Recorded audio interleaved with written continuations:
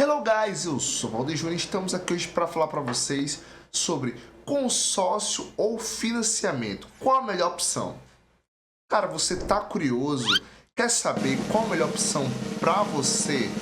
Então, meu caro amigo, segue no vídeo. Se você for parar para analisar, a gente vai perceber que um financiamento custa em média de 2 a 3 vezes mais que o valor que você comprou, certo? Digamos que você compre um imóvel de 200 mil reais e você vai pagar por ele entre 400 até 600 mil reais ao final dos 30 anos. E o grande problema disso se chama juros compostos, certo? Aí você para pensar e pesquisa e acha uma coisa chamada consórcio. Mas será que o consórcio é bom para mim? É bom para minha realidade?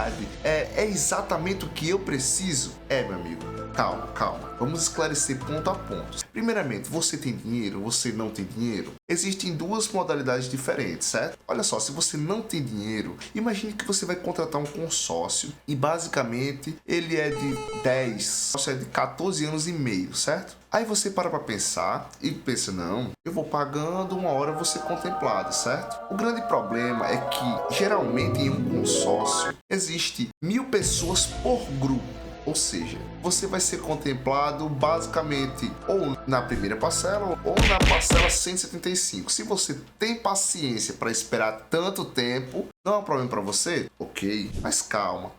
Você, assim como a maioria dos brasileiros, você está pagando o seu aluguel, certo? Realmente você vai conseguir pagar o aluguel e a parcela do seu financiamento? Cara, você consegue pagar por uns 4 meses, você consegue pagar por uns 6 meses, mas será que você consegue pagar por 2 anos, 4 anos, 6 anos até ser contemplado? Aí você para pensar, não, mas um financiamento, ele é 2 vezes e meio o valor do aluguel, certo? E um imóvel de consórcio, ele só é 10 a 15%, no máximo 20% do valor do aluguel. Calma, não é bem assim, certo? O grande problema desse tipo de coisa, o que acontece geralmente, quando te empurram um consórcio, eles não te falam que a primeira coisa que você faz é pagar sobre o custo dessa primeira parcela de aquisição. Então, geralmente, o que acontece? Quando você vai efetuar o pagamento do consórcio, geralmente, os primeiros 27 meses são para essa taxa de 20% da qual foi acordado, certo?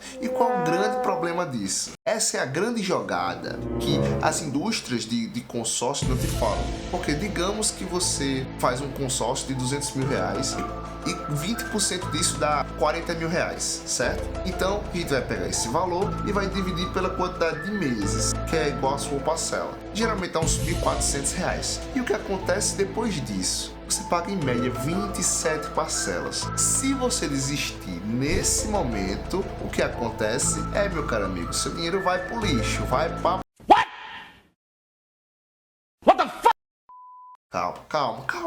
Calma. Entendeu? Já é a primeira grande cagada, você tá entrando numa coisa que você tem pouco conhecimento. O segundo fato que não te contam. É fácil entrar num consórcio? Porque tem muita gente vendendo isso, essa ideia de que é muito...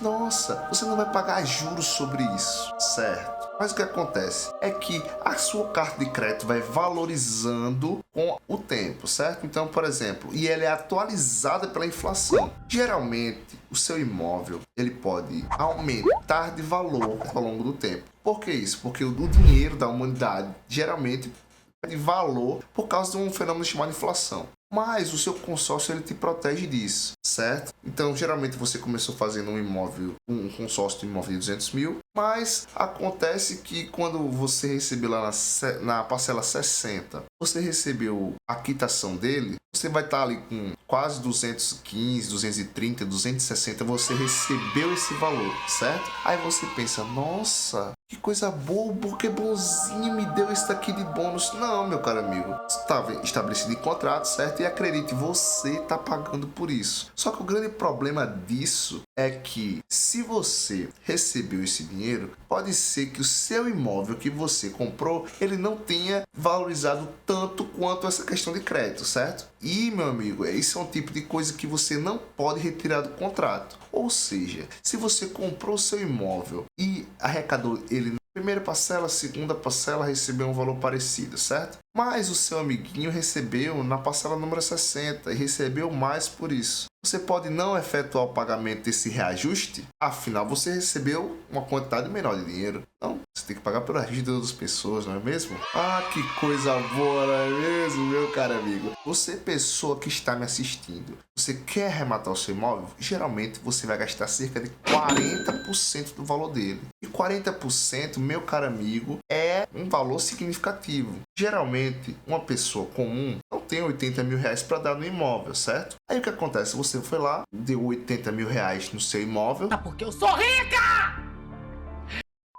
Recebeu os 200 mil, certo? Ou seja, você ganhou mais 160, certo? Aí você vai comprar o imóvel. Ok, até aí você entendeu, né? Só que isso é uma opção muito boa para quem tem dinheiro. Mas para quem não tem dinheiro, imagine só que você está contando com a sorte. Primeiro, você tem que pagar o seu aluguel. Segundo, você tem que pagar a sua prestação. E, claro, você não pode sair dela. Sair dela, nos primeiros 2, 3 anos, você perdeu o dinheiro. Nunca se esqueça disso. Aí você pode estar falando, nossa, mas um moço aqui da cidade, ele chegou para mim e falou assim, nossa, mas tem uma coisa chamada imóvel autocontemplado, que é basicamente quando o banco te oferece um valor de crédito a mais e cobra os 20% em cima disso, certo? Como assim? Digamos que ele te dá, para a conta ficar fácil, você está precisando de 500 mil reais e o banco diz, não, tudo bem. Você entra aqui nesse autocontemplativo e o que acontece? Você pega esses 200 mil, certo? Eu te dou um crédito de 750. Aí você,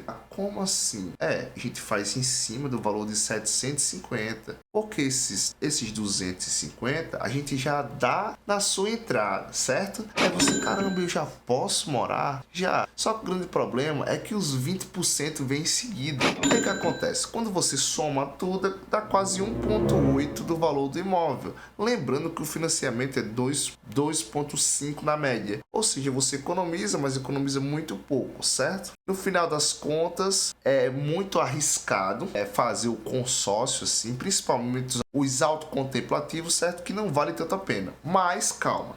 Se você é uma pessoa sábia e viu na internet que existem possibilidades de fazer dinheiro com isso, certo? Vamos lá, vamos pegar uma pessoa comum, certo? Uma pessoa comum, você, eu, trouxa como nós somos, você imagina assim, olha, eu vou pegar um imóvel, nesse imóvel eu vou pegar esses 500 mil, pegar por 150 e fazer esses 20%, certo? Aí o que é que eu faço? Eu pego esse valor e compro um imóvel de leilão. Por quê? Porque imóveis de leilão, eles dão entre 30% a 40% de desconto, certo? Aí você pensa, ok, tudo bem. Se você fizer isso, provavelmente pode dar certo, porque aí você tem um lucro. Digamos que você pega um apartamento de basicamente 300 mil reais, pegou um crédito de 500, comprou um apartamento de 300, pagou 30% deles, digamos que 10% é 30, pegou 90 mil de lucro, certo? Você faz isso de novo e reinveste o dinheiro e provavelmente você consegue reaver tudo que você ganhou em menos de 2 anos, certo? Só que o grande problema,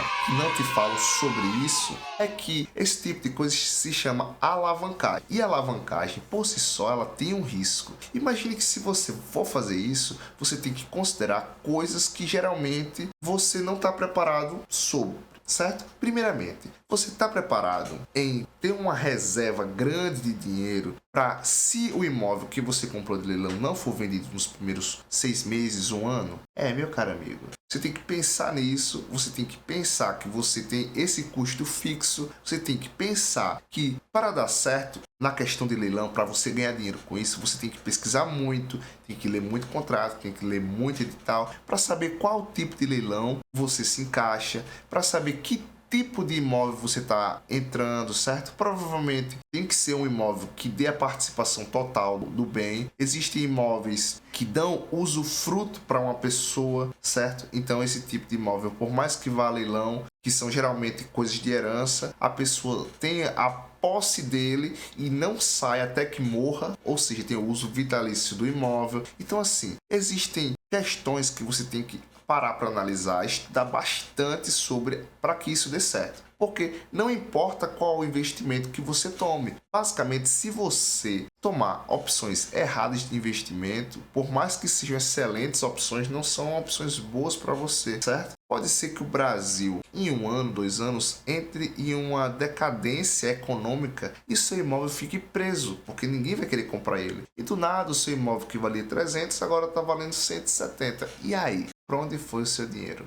Então, essas considerações são muito importantes na hora de fazer um investimento desse, certo? Isso é o que nós chamamos de incorporação financeira, ou que você conhece como incorporadora, certo? Esse tipo de coisa acontece muito no mercado imobiliário. Meu amigo, só lembrando que o seu imóvel é reajustado todo ano pelo índice de inflação, nunca se esqueça disso. A sua parcela também pode aumentar devido a isso. E consórcios são péssimas opções. De todo caso, 99,9% do caso, exceto esse que eu falei para vocês, que a gente se trata de uma alavancagem e você pode fazer muito dinheiro com o dinheiro que você recebeu do imóvel, certo? Mas claro, se você tiver uma excelente vocação para fazer a coisa acontecer, certo? Por exemplo, pesquisar coisas, pesquisar os imóveis da região que você está comprando, pesquisar quanto vale, quanto tempo demora para você vender em média, esse tipo de coisa. Se você conseguir multiplicar o seu dinheiro, é uma excelente opção. Se você não conseguir, for para uso próprio, é uma péssima opção adquirir um consórcio, certo? Se você gostou, deixe seu like no canal, valeu, falou e fui!